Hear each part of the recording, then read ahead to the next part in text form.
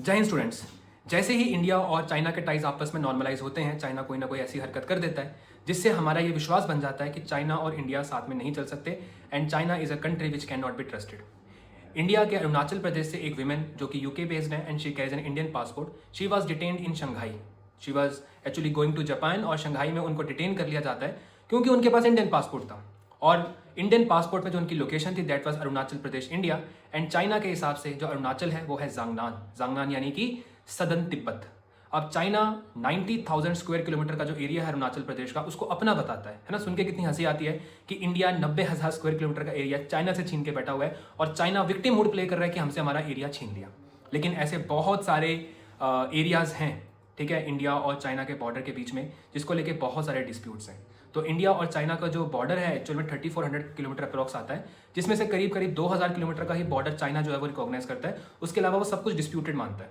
India और China का border को हम 3 हिस्सों में बांट सकते हैं, western, central and eastern sector. Eastern sector में आपको मैंने जांगनान का बता दिया। इसके अलावा एक डोकलाम का भी एक चोक पॉइंट आता है जो कि बेसिकली एक एरिया है जो भूटान, इंडिया और साथ में आपका चाइना के बीच में आता है। और ये जो एरिया है एक्चुअल में ये बहुत ही ज़्यादा करीब है इंडिया के सिलीगुड़ी कॉरिडोर यानी कि चिकन नेक से। तो इंडिया के लिए उस एरिया को सिक्योर करना बहुत ज़रूरी है। चाइना 2017 के आसपास यहाँ पे बहुत सारी डेवलपमेंट करता, बहुत सारी कंस्ट्रक्शंस कर रहा था, जिसका इंडिया ने जवाब भी दिया और 2017 में डोकलाम की स्टैंड ऑफ्स भी हुई थी।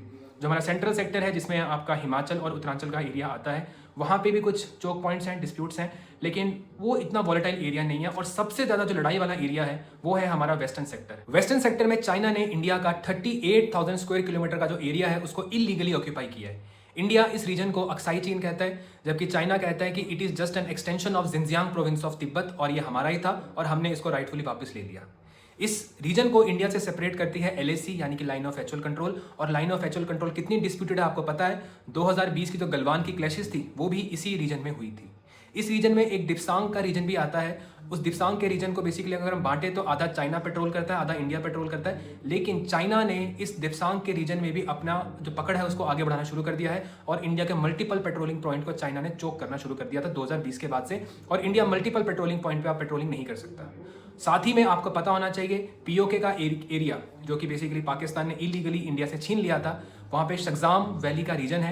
ये शगजाम वैली भी पाकिस्तान ने चाइना को दे दी थी 1963 में और इंडिया इसके भी बहुत खिलाफ है। ये एरिया बहुत ज़्यादा वॉलेटाइल है और यहाँ पे बहुत सारे बॉर्डर डिस्प्यूट्स हैं और फ्यूचर में कभी भी अगर कोई लड़ाई या कुछ होता है दो देशों के बीच में तो ये रीजन सबसे ज़्यादा हॉट एंड सबसे ज़्यादा वॉलेटाइल होगा।